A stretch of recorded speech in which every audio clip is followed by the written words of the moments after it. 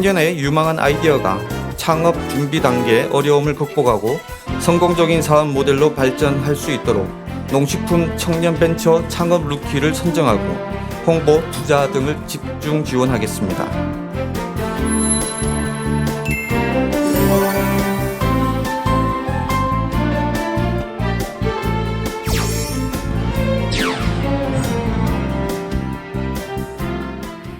정부가 위기의 농촌을 구하기 위해 청년 농업인 육성과 지원 계획을 발표했습니다. 농업, 농촌 청년 정책을 통한 우리 농촌의 미래를 박연미 경제평론가와 함께 그려보겠습니다. 안녕하십니까? 네, 안녕하세요. 네, 요즘은 농촌이라는 단어 앞에 항상 수식어처럼 위기라는 말이 자주 등장하곤 합니다. 그만큼 농촌을 떠나는 사람이 많다는 건데요. 특히 젊은 사람들이 농촌을 좀 꺼리곤 하는데 그 이유가 뭐라고 보십니까? 지금 말씀하신 것처럼 최근 농촌은 소멸 위기를 겪고 있는 게 맞습니다. 급속한 고령화 속에서 인구는 추가로 유입되지 않고 여기에 살던 젊은 사람들도 점점 도시로 빠져나가는 게 현실이죠. 그런 지는 사실 꽤 오래됐습니다. 그 와중에 농촌 지역이 이 소득 수준이 높지 않다. 특별히 농사를 잘 짓는 일부 분홍 이외에는 소득 수준을 끌어올릴 방법이 없다. 이런 것들도 고민거리가 될 텐데요. 하지만 국가적인 전략 차원에서는 식량 안보를 위해서라도 관련한 농식품 산업을 키워야 하는 절박한 과제가 있습니다. 해서 오늘 우리가 이런 것들을 함께 고민하게 되는 건데 농식품 산업의 혁신을 선도하려면 아무래도 청년층이 농촌으로 많이 들어가주면 좋을 텐데 어떤 걸 통해서 유인해야 할 것인가 이 부분이 고민거리입니다. 농가 청년의 비중을 보면 20살부터 39살까지 좀 넉넉하게 청년층을 잡는다고 쳐도 지난 2000년에 전체 인구의 한 19% 정도 됐던 농촌의 청년층 비율이 2020년이 되면 20년 만에 절반 10.2% 수준까지 줄어듭니다. 그러니까 한 10명이 지나가도 청년 1명 만나기가 쉽지 않은 곳들이 많다 이런 얘기가 될 텐데요. 농촌의 기대 소득이 높지 않고 일자리의 안정성이 높지 않다. 이 부분에 대한 것들이 아마 청년층을 농촌으로 가지 못하게 막는 혹은 농촌에 있던 청년층도 도시로 이탈하게 만드는 요인이 아닐까 싶습니다. 그래서 농림어업에 종사하는 근로자들의 평균 소득이 어느 정도 되는지 보면 전체 평균의 한 65% 수준밖에 되지 않는다는 게 현재의 상황이거든요. 그러면 병원과 여가시설, 문화시설 같은 것들도 충분히 갖춰져 있지 않고 일단 인프라가 열악한 상황에서 소득도 높지 않다. 청년층을 묶어두기가 쉽지 않을 겁니다. 또 초중고 학생들의 희망 직업 상위에 랭크되어 있는 것들을 보면 20위권 안에 이 농업에 종사하고 싶다. 이런 것들은 찾아보기가 어려운 것도 현실이고요. 인구 감소지를 떠나가는 이유들을 보면 가장 먼저 농촌에서 무엇을 해야 할지 모르겠다. 직업을 찾기 쉽지 않다는 의견이 전체의 34% 이상으로 나타났습니다. 또 가족들이 현장에서 충분히 누릴 수 있는 인프라가 부족하다. 이런 것들을 고민거리로 꼽으니까 역설적으로 그 부분에 대한 것들을 해결해 나가면 청년층 인구를 농업인으로 키워낼 수 있는 유인이 될지 않을까. 이런 부분들도 좀 고민을 해봐야겠습니다. 네, 말씀해 주신 것처럼 청년들을 보기 힘들어진 농촌, 정부가 다시 청년을 부르기 위해서 올해 초에 개혁 전담팀을 구성하고 그동안 꾸준히 청년들의 목소리를 들어왔습니다. 또 현장에서 지속적인 개선 노력도 이어졌는데요. 어떤 행보가 있었는지 짚어주실까요? 네, 농식품부의 경우에는 올해 1월에 개혁 전담팀이 출범을 해서 10차례 정도 청년 간담회를 진행을 했습니다. 사업을 개선했으면 좋겠다 여러 가지 현장의 목소리들을 들었는데 지난 2월에는 농촌과 농촌에서 여러 가지 유휴 공간 같은 것들을 잘 활용하면 좋겠다. 아마 현장에서 보게 되는 빈 공간들을 이야기하는 것 같은데요. 농촌 주택을 신축하거나 개보수할 때 관련한 비용을 좀 지원하거나 우대할 수도 있지 않겠느냐 이런 아이디어가 수용이 됐고 4월에는 농번기에 아이들을 도저히 맡길 곳이 없다. 이런 현실적인 고민을 이야기하기도 했습니다. 또 농업 법인을 만들거나 법인에 취업하는 청년들을 좀 지원하면 좋겠다. 관련해서 인센티브를 좀 달라는 의견도 있었고 5월에는 수출과 관련해서 이 청년 기업의 판로를 개척하는 문제는 사실은 파프리카 같은 것들도 일본에 잘 팔린다고 하고 한국 과일이 잘 나간다고는 하지만 시장을 개척하는 당시에는 청년들이 스스로 해내기 쉽지 않을 테니 이런 것들을 좀 도와달라는 의견이 나오기도 했습니다. 6월에는 청년 식품 창업센터를 운영할 때 개발부터 생산까지 좀 지원해줬으면 좋겠다. 하나의 파이프라인을 연결해보자. 이런 의견이 현장에서 수용이 되기도 했습니다. 이렇게 청년들의 목소리를 충분히 들었고 그러면 이제 청년 농업인을 더 많이 키우기 위해서는 어떤 노력이 필요할지 또 어떤 지원을 준비하고 있는지 구체적으로 살펴보면요. 일단 보통 농업이라고 하면 논밭을 일구는 모습이 가장 먼저 떠오르실 텐데 그뿐만이 아니고 농산업, 농촌 전 분야에서 청년 창업 자체를 활성화하기로 했습니다. 일단 농업과 관련된 분야면 지원을 충분히 하겠다는 계획이죠. 네, 맞습니다. 현장에서 직접적으로 그 재배를 하고 길러내는 작업이 물론 가장 중요하겠지만 네. 잘 키운 생산품을 판매하는 것, 결국은 소비자들에게 판매를 해서 농가의 수익이 올라가야 그래야 창업도 활발하게 이루어질 텐데요. 농촌과 그 농촌 전 분야에서 청년 창업을 활성화한다는 게 정부의 구상입니다. 청년들이 이 창업을 열심히 하면 창업의 루키로 선정을 해서 관련해서 다양한 지원도 해주기로 했는데 홍보나 판로, 투자 같은 것들도 지원을 하겠다. 그러니까 일종의 IT로 치자면 IT 벤처기업, 스타트업을 육성하는 방식을 농촌에도 그 적용을 하겠다는 뜻입니다. 창업 루키 기업이 되면 시제품을 생산하는 이런 과정들을 해당 지역에 있는 대학 인프라와 연계를 해서 그쪽에 R&D 할 수 있는 그런 여건들을 여기에 접목해 보겠다는 구상도 가지고 있는데 이게 만약에 현실적으로 이루어지게 된다면 현장에 있는 지방 대학도 키우면서 또 R&D, 농업의 그 채산성을 높이는 쪽으로까지 하나의 큰 생태계를 만들 수 있다는 게 정부의 구상입니다. 또 창업과 관련해서는 이 기술을 사업화하기 위한 이 과정이 생태계 초기에는 결국은 돈 문제가 걸리게 되는데 내가 가지고 있는 농업 기술을 가지고 기술을 보증으로 담보대출 받기 참 어렵거든요.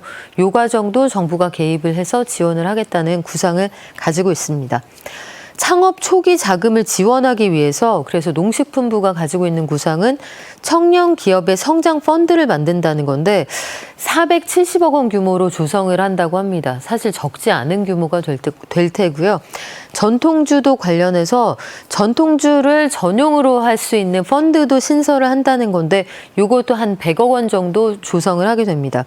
전통주의 경우에는 온라인으로 판매를 할 수도 있고 여러 가지 혜택이 있기 때문에 최근에 소위 할매니얼 같은 트렌드하고도 좀 맞물리는 것 같고요. 청년 창업가의 그 경영 계승을 위해서 농식품부가 여러 가지 현장에서 펀드를 좀 발굴할 수 있지 않겠느냐 이런 이야기들도 있어서 자금 지원을 확실히 하겠다 하나의 방향을 잡은 것으로 평가할 수가 있겠습니다. 또 안정적인 스케일을 유지할 수 있도록 설비 자금도 투자를 하고요. 또 판로도 지원을 하는데 이게 업계에서 8년 이상의 업력을 유지한다 참 쉽지가 않습니다만 만약에 청년 기업이 농촌에서 관련 산업을 가지고 8년 이상의 업력을 유지를 한다. 이 경우에는 자금 지원에 파격적인 혜택을 줍니다. 기술 창업 자금을 우선적으로 지원을 하게 되고요. 한 기업당 최대 50억 원까지 2%대 저렴한 금리를 통해서 지원을 하게 되니까 관련해서 잘 버텨온 기업은 나라가 키워준다. 이렇게도 볼 수가 있겠습니다. 그리고 여기에 더해서 농촌에 가면 우리가 보통 좀 비어있는 집이라던가 땅을 많이 볼 수가 있는데 청년의 경우에는 실질적으로 지금 가지고 있는 자금력이라던가 경험이 좀 부족하지 않겠습니까? 이런 유무형의 자원을 활용할 수 있으면 좋을 것 같은데요. 이것도 방법이 있을까요? 네, 농촌에 내려가서 뭔가를 해보고 싶다. 아니면 내가 지역을 떠나지 않고 뭔가를 해보고 싶다라고 해도 아직까지 자금도 자금인데 여러 가지 노하우가 좀 부족하겠죠. 네. 농촌 창업에 대한 청년들의 관심을 높이는 게 일단 중요할 텐데 농촌의 청년들 사이에 네트워크를 좀 활성화하겠다. 이 우수 사례를 홍보한다 이런 구상도 가지고 있습니다. 남들이 뭔가를 잘해서 성공한 사례가 있으면 나도 자신감이 좀 생기겠죠. 농촌에 살아보기를 통해서 농촌에 산다는 것이 막연하게 어떤 일일지 그냥 구상만 하는 청년들에게는 농촌에 산다는 것은 이런 어려움이 있고 이런 강점이 있구나 이런 것들을 좀 두루 경험하게 해본다는 측면에서도 아마 도움이 될 겁니다. 이런 청년들에게는 농촌에서 창업할 수 있는 정보를 보다 적극적으로 제공을 합니다. 농촌의 자원을 활용하기 위해서 일단은 농업법인의 사업법이 범위를 좀 늘려주겠다. 이게 정부 구상인데 전후방 산업까지 농촌 법인으로서 기능한다는 걸 인정해준다는 뜻입니다. 예컨대 농사를 지어서 이걸 판매한다. 비단 그것뿐만 아니라 뭐 예를 들면 이런 것들도 있을 수가 있겠죠. 쌀을 판매해서 도정을 해서 만약에 커피 원두처럼 판매하는 소포장을 한다면 그 소포장의 포장지를 납품하는 업체도 이 법인의 지원 대상이 될 수가 있을 겁니다. 산업 디자인까지도 지원 범위에 들어가게 된다면 보다 폭넓은 지원이 될 테고 또 빈집이나 폐교가 많은 게 현실인데 이것들을 지역의 자원으로서 활용하겠다는 구상도 있습니다. 이걸 어떻게 해 나갈 거냐 아이디어가 있으면 지원한다는 뜻이고요. 농촌의 유휴시설을 활용을 해서 창업할 수 있는 사무실이나 공장으로 쓸 수 있게 하겠다. 이런 구상도 가지고 있고 청년의 농촌 창업을 성장 단계별로 지원한다는 구상도 있습니다. 각 단계별로 지원을 해야 하는 또 도움을 받고 싶은 그런 종류가 좀 달라질 테니까 이런 것들을 맞춤형으로 지원을 한다는 뜻이고요.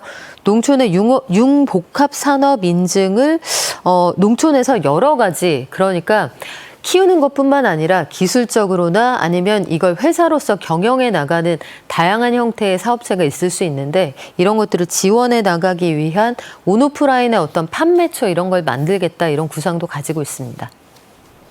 그런데 이렇게 청년들을 농촌으로 유인하기 위해서는 소득을 지원해 주는 것, 일자리를 지원해 주는 것도 중요하지만 주거라던가 뭐 아이를 키울 수 있는 보육 환경 그리고 문화 생활까지 다양한 부분에서 좀 보완이 필요합니다.